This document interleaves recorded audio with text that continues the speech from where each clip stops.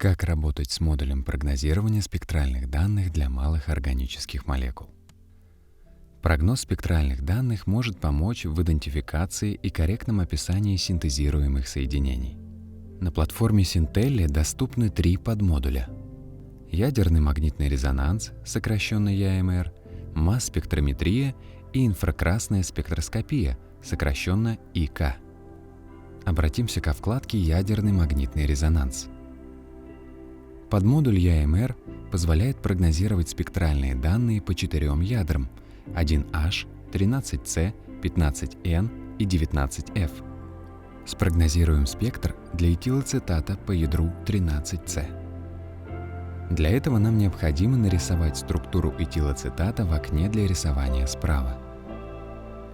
Или использовать строку Smiles, чтобы ввести структуру запроса вручную. Нажмите на кнопку «Предсказать». Справа находится результат прогнозирования в виде набора «Интенсивность и химический сдвиг» с размерностью химического сдвига в миллионных долях. Спектральные данные визуализированы на интерактивном графике с возможностью перемещаться по оси химического сдвига и приближаться внутри графика. Спрогнозируем спектр для этилоцетата по ядру 1H. Для этого нажмите «Reset» и снова нарисуйте структуру этилоцетата. Для сигнала спектра 1H дополнительно отображается прогнозируемая мультиплетность. Расщепление также можно увидеть на графике. Обратимся ко вкладке «Масс-спектрометрия».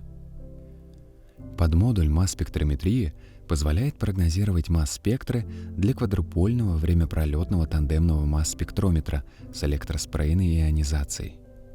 Рассмотрим масс-спектр для парацетамола. Для этого нужно ввести структуру парацетамола и нажать «Предсказать». Спектры МС-МС вычисляются для низкого, среднего и высокого уровней столкновений. Чем больше энергия столкновений, тем сильнее фрагментация молекулярного иона. Переключение между графиками осуществляется по нажатию кнопки. При наведении на пик отображается предположительная структура иона, а также информация о пике и отношение массы к заряду, его интенсивность и формула предположительного иона. Во вкладке слева можно увидеть сигналы для изотопного распределения молекулы. Обратимся ко вкладке «Инфракрасная спектроскопия».